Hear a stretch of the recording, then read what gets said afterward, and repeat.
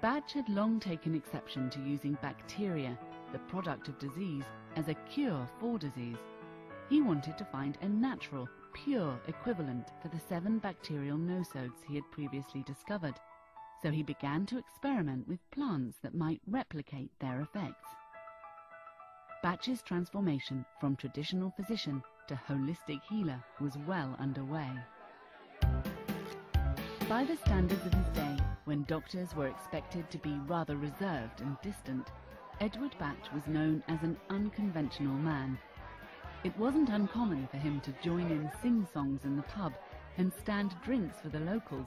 He would sit in the bar and watch how people behaved. This, in particular, always being an endless source of fascination for him. Despite this sociable side to his nature, formal occasions made him a reluctant guest. At one particular dinner party, in a large banqueting hall, he began examining the faces, gestures, and mannerisms of the other guests as a way of curing his boredom. He considered how he might group these personalities and emotional types, and he wondered if those with similar types of personalities and emotions would suffer the same diseases. In a flash, his intuition told him that all these people could suffer from every kind of disease, but the way they reacted to the disease could be grouped together. He realized that the answer to treating disease was not to focus solely on the chronic disease alone, but instead to find a treatment for the negative moods and emotions that were responsible for the breakdown in health in the first place. With the help of these insights, he categorized several emotional states of mind and could see how more would be needed. He was determined to devote the rest of his life to this new system of medicine that he was sure nature could provide. It was the search for these new, simpler and more natural medicines that took Dr. Bach to the Welsh countryside. In Wales, in 1928, he found Impatiens glandulifera and Mimulus guttatus growing wild, and prepared remedies from them using homeopathic methods. Dr. Bach began using the new flower-based remedies on his patients. He prescribed them based on the patient's personality, and achieved immediate and remarkable success. Next, he added clematis to his collection. These 3 remedies were so successful that by the following year's end, he had given up using any other medications, while continuing to look for more remedy plants to prepare. In 1930, Bach did what other physicians considered the unthinkable. He turned his back on orthodox medicine, abandoning his extremely lucrative London practice to devote himself entirely to the search for new remedies from the pure and simple herbs of the field. He asked Nora Weeks to accompany him as his assistant. Dr. Bach continued to strip out unnecessary ideas and theories from his practice, including the old laboratory-based methods of making remedies.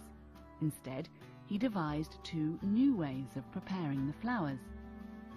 The earliest of these was the sun method. Dr. Bach placed fresh flower heads in a bowl and stood them in unbroken sunlight so that the plant energy would be infused into the water. A few years later, when he had settled at Mount Vernon, he found a second method, the boiling method, which he used for 18 of the remedies. In this method, he would collect the flower parts and boil them in water for half an hour before leaving them to cool. To make the medicines, Dr. Bach mixed the energized water with equal parts of brandy, which was chosen as a preservative. The resulting liquids he called the mother tincture. He then made stock bottle dilutions by adding 2 drops of the mother tincture to 30 milliliters of brandy. From 1930 to 1934, Dr. Bach and Nora travelled over scattered corners of England and Wales, preparing and testing remedies from many plants. He experimented using these preparations with his patients. Over time, he settled on 19 remedies. Most of the remedies were made from flowers, with the exception of rock water, which was potentized in 1933, using water from a forgotten spring. In a couple of instances, olive and vine, he wrote abroad and asked friends in Switzerland and Italy to prepare the remedies to his instructions so he could try them out on his patients. One of his favourite rural destinations was a seaside town on the east coast of England called Cromer. He enjoyed observing the dynamics between the relaxed tourists and the locals going about their daily lives. The observations that Bach made in this tranquil setting reinforced his theories regarding different personality types. While everyone in the town faced similar day-to-day challenges, people's reactions to any given situation were very individualized. It was while living in Cromer that Dr. Bach discovered many of the early remedies: agrimony, chicory, vervain, centaury, cerato, scleranthus, and oak. And it was also in this town where a nautical emergency put Bach's work to the test. On December 14, 1933, a ferocious storm was brewing out at sea. Lifeboats had been dispatched to rescue 2 fishermen from the sinking barge, the Sepoy. For 6 hours, the rescue boats tried to launch, but the seas proved too rough. Finally, a lifeboat perched on the bow of the barge and pulled in one fisherman lashed onto the mast who was foaming at the mouth, delirious and not expected to live. In fact, his rescuers felt it was a certain death. As the fisherman was brought to shore, Dr. Bach insisted on trying to save the man's life and moistened the fisherman's lips with a combination of remedies that he referred to as rescue remedy. As the story goes, within moments of Bach's efforts, the man sat up, asked for a cigarette, and was then taken to the local hospital.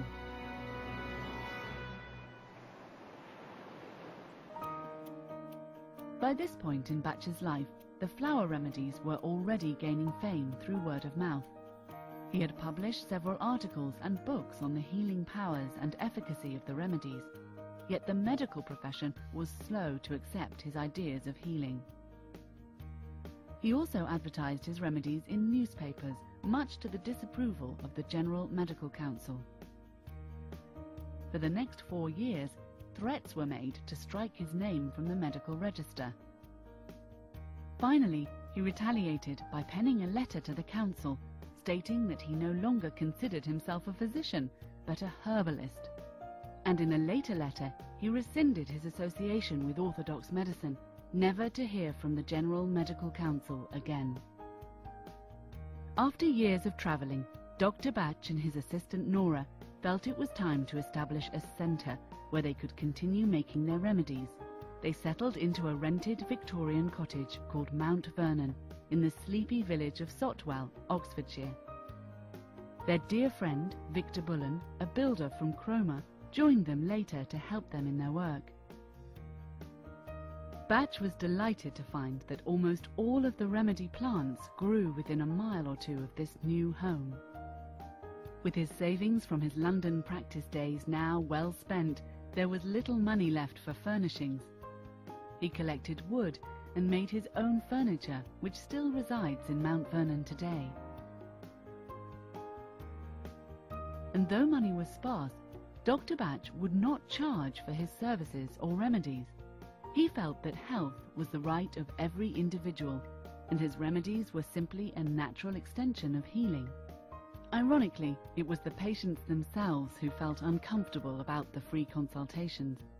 Many wouldn't return for a second visit because they felt they were taking advantage of his good nature.